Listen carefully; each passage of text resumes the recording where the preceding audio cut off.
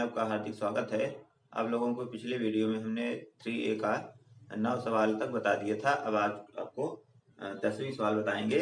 तो 10वीं यहाँ हम ज़्यादातर चीज़ें लिख दिए हैं जिससे समय कम व्यर्थ हो।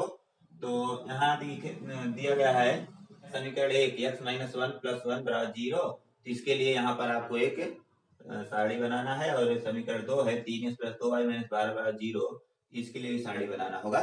तो दोनों की सारणी बना लेंगे तो यहाँ मान दिखाने में आसानी होगी। चलिए पहला समीकरण देखिए x - y + 1। समीकरण 1 में x बराबर मान लीजिए 1 लेते हैं। x का मान हम 1 लेंगे तो यहाँ हो जाएगा 1 - y + 1 = 0। तो -y + 2 = 0। तो -y = -2। तो y = 2। x का मान हम 1 लिए तो y का मान क्या आया? 2 आया। इसी तरह x बराबर अगर हम -1 लेते हैं तो -1 - y + 1 = 0। तो -1 + 1 कट गया तो -y = 0 या y = 0। तो माइनस भी खत्म हो जाएगा। इसका मतलब अगर हम इसका मान -1 लेंगे तो y का मान 0 आएगा। तो दो मान आ गया। तीसरा मान आप निकालना चाहें या न निकाले कोई दिक्कत नहीं होगी, क्योंकि समीकरण को किसी रेखा को दिखाने के लिए आपको केवल दो बिंदु की जरूरत होती है। तो तीसरा भी ज्ञात कर लेंगे तो ठीक रहेगा। तो x का मान क्या लिया जाए? चलो 2 ले लेते हैं। x का मान 2 लेंगे तो 2 1 3। तो y का मान 3 आ जाएगा। इसी तरह हल कर लेंगे। अब इसमें देखिए समीकरण 2 में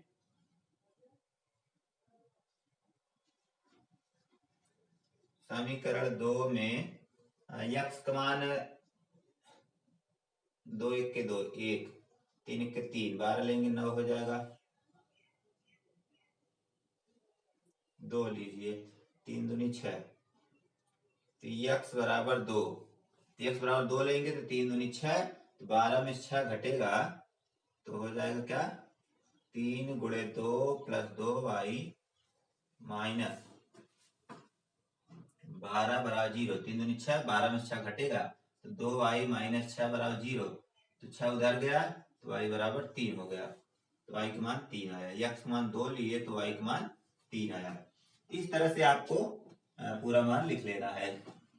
और मान रख लीजिए अगर हम -2 लेते हैं तो 3 दूनी 6 -6 12 6 18 हो जाएगा।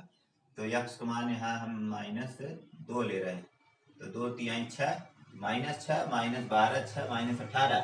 तो 18 2 9 18। तो इसका मान 9 आ जाएगा। और एक मान कुछ ले लीजिए 3। x का मान हम 0 लेंगे तो 3 0 0 हो जाएगा। तो 12 उधर गया 2 6 12 इतने होगा 6 मान। तो देख रहे हैं ना। तो इस तरह से आपको पूरा मान निकाल करके इस पर दिखाना होगा। चलिए हम पहले समीकरण 1 को दिखाते हैं इस ग्राफ पर। तो x का मान 1 y का मान 2। x का मान 1 x अक्ष पर 1 y पर 2। तो 1 और 2 की सीध में यहाँ बिंदु जाएगा। लगभग एक बिंदु ये है। दूसरा x पर -1 y पर 0। x पर -1 यहाँ हम माइनस नहीं लिखे, माइनस भी रहेगा ये।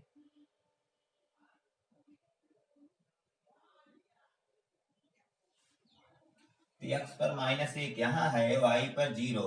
इसका मतलब ये बिंदु यही है, यहाँ पर। इसके बाद x पर 2 y पर 3। तो x पर 2 y पर 3। 2 और 3 की सीधे लगभग यहाँ जाएगा। तो देख रहे हैं ना ये रैखिक समीकरण है, इसलिए एक रेखा में इसके बिंदु प्राप्त होंगे। तो देख रहे हैं यहाँ पर ये बिंदु यहाँ प्राप्त हो गया। तो इसको हम यहाँ तीर का निशान लगा देंगे। समीकरण 1 बन गया। इसके बाद दूसरा है 3x + 2y वाला। यहाँ x पर 2 y पर 3। तो x पर 2 y पर 3। तो ये इसी का बिंदु है, वही कटान बिंदु रहेगा। और x पर -2 y पर 9। x पर -2 यहाँ है, y पर 9। तो 9 यहाँ पर जा रहा है। इसका लगभग यहाँ जाएगा 2 और 9 के बीच। और अगला है x पर 0 y पर 6। तो x पर 0 y पर 6, इसका मतलब यहाँ रहेगा ये बिंदु। देख रहे हैं ये भी एक सीधे में ही है, तो इसको ऐसे मिला देंगे।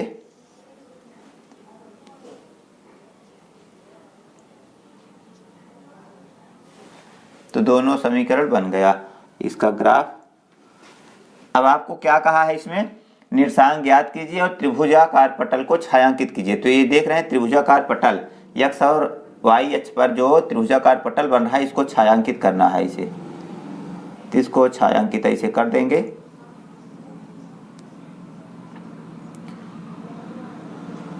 तो ये छायांकित हो गया, बस आपका काम हो गया। इसके बाद ये भी कहा है त्रिभुज के शीर्षों के निर्देशांक भी ज्ञात कीजिए। तो त्रिभुज के शीर्षों के निर्देशांक एक तो यही है, ये क्या है 3 2 2 3, x पर 2 y पर 3, तो ये 2 और 3 है। और यहाँ पर अभी जो देख रहे हैं एक तो ये है इसका x पर -1 y पर 0, तो x पर -1 y पर 0, और ये वाला 4 0, x पर 4 y पर 0। तो त्रिभुज के शीर्षों के निर्देशांक हो गए। यहाँ लिख दीजिए त्रिभुज के शीर्ष, पहला क्या है 2 3, इसके बाद -1 0 तथा, जब तथा लिखेंगे तो कॉमन नहीं रहेगा, तो 4 0 होंगे, ये इसका आंसर हो जाएगा। और ये देख रहे हैं इसका ग्राफ दिखा दिया गया। तो बस इसमें इतना ही करना है। 11वां सवाल देखिए, समीकरण 2x + y = 4 और 2x - y = 4 के युग्म का आलेख खींचिए। इन रेखाओं और y अक्ष से बनने वाले त्रिभुज के शीर्ष बिंदु के निर्देशांक लिखिए, साथ ही इस त्रिभुज का क्षेत्रफल भी ज्ञात कीजिए। तो आपको दोनों रेखाओं का ग्राफ खींचना है। जब ग्राफ खींचेंगे तो एक त्रिभुज बनेगा, उस त्रिभुज का क्षेत्रफल ज्ञात करना है और उनके शीर्षों के निर्देशांक भी लिखना है। तो क्या करेंगे, पहले हम इसका सारणी बना लेते हैं। मान देखो क्या क्या आता है। तो समीकरण 1 से x बराबर मान लीजिए हम 1 लेते हैं, x बराबर 1, तो x का मान 1 लेंगे, 2 1 के 2 + y बराबर 4, तो y बराबर 4 - 2, तो y बराबर 2। तो x का मान 1 लिए तो y का मान 2 आया। फिर एक मान और लीजिए, x का मान -1 लेते हैं, तो -2 1 के -2 + y बराबर 4, तो y बराबर 4 + 2, तो y बराबर 6 हो जाएगा। तो x का मान हम -1 लेंगे तो y का मान 6 आएगा। तो 2 मान पर्याप्त हैं। तीसरा मान भी ऐसे निकाल लीजिए इसका, समीकरण 2 का। समीकरण 2 से 2x - y बराबर 4, तो x का मान क्या लिया जाए 1, चलो 1 लेते हैं, तो 2 x बराबर 1, तो 2 × 1 - y बराबर 4, तो 2 उधर जाएगा तो -y बराबर 2, तो y बराबर -2। तो x का मान 1 लिए तो y का मान -2 आया। इसके बाद x का मान 2 लीजिए, तो x बराबर 2, तो 2 लेंगे तो 2 दूनाई 4 -y बराबर 4, तो -y बराबर 0 हो जाएगा, तो y बराबर 0। तो x का मान हम अगर 2 लेंगे तो y का मान 0 आएगा। तो इसमें भी 2 मान पर्याप्त हैं। तो अब आप इसका ग्राफ खींच दीजिए। x पर 1 y पर 2, तो x पर 1 y पर 2, इसका बिंदु 1 तो मान लीजिए यहाँ जा रहा है। इसके बाद x पर -1 y पर 6, तो x पर -1 y पर 6, तो 6 यहाँ जाएगा, इसका सीध में ये रेखा यहाँ जाएगी। तो इसका ग्राफ देख रहे हैं इस तरह से गुजरेगा।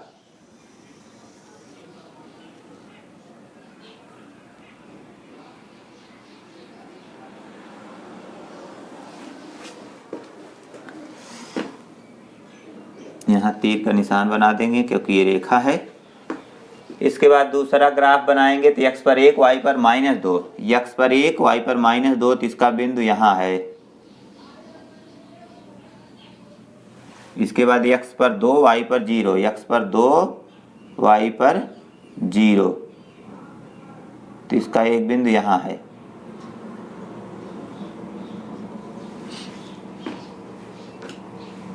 तो इसको ऐसे मिला देंगे, रेखा इस तरह से गुजरेगी।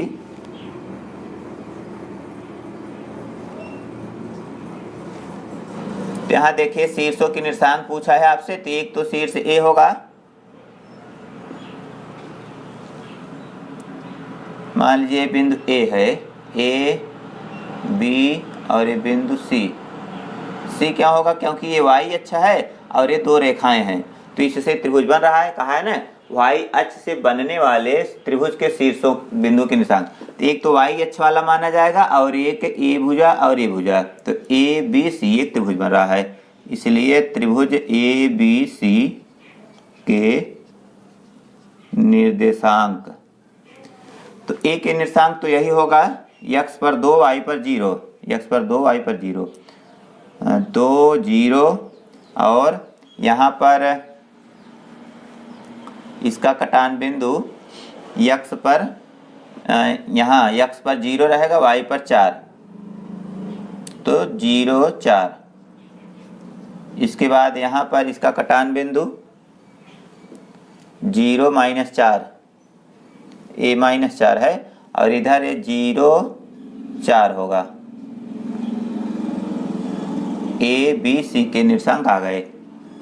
अब इसके बाद आपको इसका क्षेत्रफल निकालना है, इसलिए त्रिभुज ए बी सी का क्षेत्रफल, तो त्रिभुज का क्षेत्रफल निकालने के लिए आपको दो तरीका है आपके पास। एक तो है त्रिभुज के शीर्षों के निर्देशांक मालूम है। अगर शीर्षों के निर्देशांक मालूम है तो कक्षा 9 में आप लोग पढ़े होंगे, त्रिभुज के शीर्षों के निर्देशांक से आप लोग इसका क्षेत्रफल निकाल सकते हैं। उसका सूत्र उसमें बताया गया था, उसको यहाँ बताने का समय नहीं है। तो हम आपको इसमें बताएंगे समकोण त्रिभुज। देख रहे हैं ना, यहाँ पर ये दो समकोण त्रिभुज बन रहा है, एक समकोण तो ए होगा और एक ए होगा, तो दोनों समकोण त्रिभुजों का क्षेत्रफल निकाल लेंगे तो आ जाएगा। तो ये दोनों देख रहे हैं, 4 इधर भी है 4 इधर भी है, तो दोनों की दूरी बराबर है और इधर 2 है, तो समकोण त्रिभुज, तो 2 समकोण त्रिभुज का क्षेत्रफल, तो 2 समकोण त्रिभुज का क्षेत्रफल होता है 1/2 गुणे आधार गुणे लंब, आधार गुणे लंब, तो 2 से 2 तो कट जाएगा, तो बचा क्या, आधार गुणे लंब। तो आधार इसका मान लो ये है यहाँ से 4 और यहाँ से 2, तो 4 गुणे 2, तो 4 दूनी 8 वर्ग मात्रक। तो इसका ये त्रिभुज का क्षेत्रफल 8 वर्ग मात्रक होगा। मात्रक मतलब यहाँ तो पैमाना दिया नहीं है, मिली सेंटी डेसीमीटर या कुछ भी है नहीं, तो मात्रक कुछ भी होगा, मिली है तो मिली, सेंटीमीटर है तो सेंटीमीटर, जो भी होगा वो इसका मात्रक लिखा जाएगा। तो समझ में आ गया होगा क्या करना है, इसमें कुछ है नहीं, केवल यही त्रिभुज का क्षेत्रफल बढ़ा दिया था, तो इसीलिए हमें इसको बताना पड़ा, क्योंकि त्रिभुज का क्षेत्रफल निकालने के लिए आपको इसमें हो सकता है समस्या हो। और एक बात यह भी है कि कक्षा 9 वाला सूत्र, तो कक्षा 9 वाला सूत्र लिख दें तो आप लोगों को मालूम होगा, खोजेंगे तो मिल जाएगा, पिछली बुक होगी, नहीं तो हम यहाँ जगह कम है, एक बार नोट कर लीजिए तब मिटा के बता दें। त्रिभुज का क्षेत्रफल निकालने के लिए क्या करेंगे, इसका शीर्षों के निर्देशांक वाला सूत्र लगाएंगे।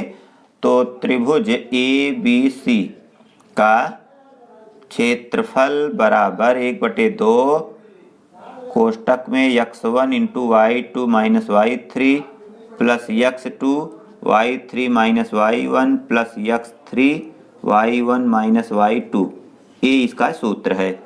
तो इसमें अगर मान रखेंगे तो भी आ जाएगा, क्योंकि त्रिभुज के शीर्षों के निर्देशांक मालूम हैं। अब आप इसमें रख सकते हैं x1 x2 x3 क्या है, पहला x होता है, दूसरा y, ये है x1, ये x2, ये x3, दूसरा y1 y2 y3, तो इस तरह से मान रख लेंगे। ये आप लोग 9 में पढ़ चुके हैं। देखिए 12वां सवाल है, इसमें दिया है k का किस मान के लिए निम्नलिखित रैखिक समीकरणों के युग्म का कोई हल नहीं होगा। तो समीकरण का कोई हल नहीं होता है, इसके लिए हम पीछे नियम बता चुके हैं। समीकरण के अनंत हल होंगे, अद्वितीय हल होंगे या कोई हल नहीं होगा, तो इसके लिए नियम बताया गया है। तो कोई हल नहीं होगा उसके लिए क्या होगा, आगे देखिए इसमें हल। समीकरण के कोई हल नहीं होंगे यदि a1 बटे a2 बराबर b1 बटे b2 नॉट इक्वल c1 बटे c2। अगर इस टाइप से है तो समीकरण के कोई हल नहीं होते हैं, ये आपको पीछे बताया जा चुका है। तो a1 बटे a2, तो a1 क्या है, यहाँ पर 3 है, a2 का मान यहाँ है 2k-1। ध्यान दीजिएगा, यक्स का गुणांक a1 a2 इस तरह से होता है का गुणांक, यक्स का गुणांक a1 और b1 और c1, a2 b2 c2, मतलब ये दूसरे समीकरण के लिए 2 होता है, 1 समीकरण के लिए 1 होता है। इसके बाद यहाँ देखिए b1 b2 क्या होगा, b का मान यहाँ 1 है और b2 का मान यहाँ k-1, मतलब y को छोड़ करके इसके गुणांक जो है वो b2 का मान होगा। और नॉट इक्वल c1, c1 का मान 1, c2 का मान 2k+1। तो हम इसको हल कर लेंगे तो k का मान आ जाएगा। इसमें देखिए तिरछा गुणा करेंगे तो 3k-1 बराबर 1 का गुणा होगा तो उतना ही रहेगा, 2k-1, 3 का अंदर गुणा, 3k-3 बराबर 2k-1, पक्षांतर करेंगे तो 3k-2k बराबर -1 + 3, फिर 3 में 2 घटेगा 1 मतलब k, और 3 में से 1 घटेगा यहाँ हो जाएगा 2, तो k का मान क्या हुआ, 2 आएगा। तो इस तरह से इसको हल कर लेंगे। देखिए 13वें सवाल में a और b के किन मानों के लिए निम्न रैखिक समीकरणों के युग्म के अपरिमित रूप से अनेक हल होंगे। तो अनेक हल होने के लिए आपको पीछे बताया जा चुका है कि इसके क्या मान होते हैं। a1 बटे a2, b1 बटे b2, c1 बटे c2 तीनों लगातार बराबर रहने चाहिए। तो देखिए आगे,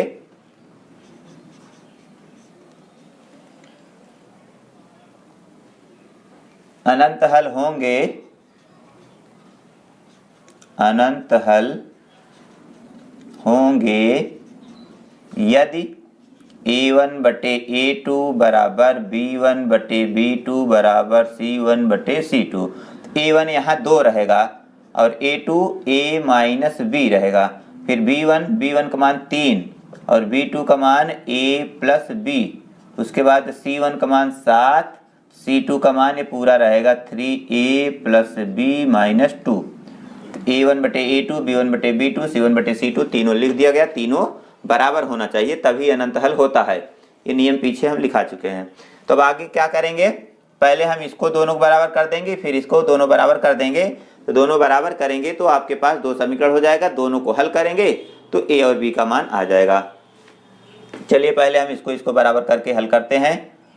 2a - b बराबर 3 बटे a+b, तिरछा गुणा करेंगे तो इधर 3a - 3b बराबर 2a + 2b, सबको इधर लाएंगे तो 3a - 3b - 2a - 2b बराबर 0, 3 में से 2a घटेगा तो बचेगा a और 3 2 5b बराबर 0, समीकरण 1 बन गया। अब इस तरह हम इसको भी बना लेंगे। पुनः 3a + b = 7/3a + b - 2। अब इसमें भी तिरछा गुणा करेंगे, 3 का गुणा यहाँ करेंगे तो इसमें हो जाएगा 3 त्रिक का 9, a + 3 के 3 b - 3 दूनी 6 बराबर 7 का गुणा इसमें करेंगे, 7 1 के 7 a + 7 b। अब क्या होगा, पक्षांतर होगा, पक्षांतर कर लीजिए सबको, 9a + 3b - 6 - 7a - 7b बराबर 0। तो 9a 7a घटेगा, बचेगा 2a, 3b 7b ये भी घटेगा, 7 में 3 घटेगा 4 बचा 4b, और बराबर 6 कर सकते हैं। 6 उधर चला जाएगा तो 6 हो जाएगा।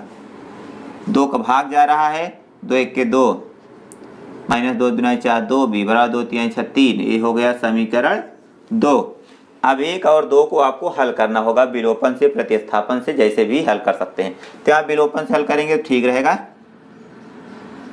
समीकरण 1 व 2 से, तो 1 वाला यहाँ है a-5b बराबर 0 और ये दूसरा है a-2b बराबर 3। तो यहाँ देख रहे हैं a बराबर है तो हम चिन्ह बदलकर इसको काट सकते हैं। तो यहाँ देखिए प्लस है तो माइनस हो गया, यहाँ माइनस है तो प्लस, और यहाँ प्लस है तो माइनस हो जाएगा। तब देखिए ये प्लस और ये माइनस से कट जाएगा। इसके बाद ये -5 और ये +2 रहेगा, क्योंकि ये पीछे ये माइनस चिन्ह नहीं माना जाएगा, अब ये पहला वाला माना जाएगा जो बाद में हम बदलने पर लाए हैं।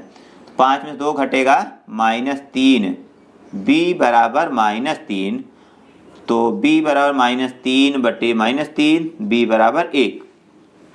ये तो b का मान हो गया। अभी a का मान भी निकालना है, तो समीकरण 1 में मान रख दीजिए।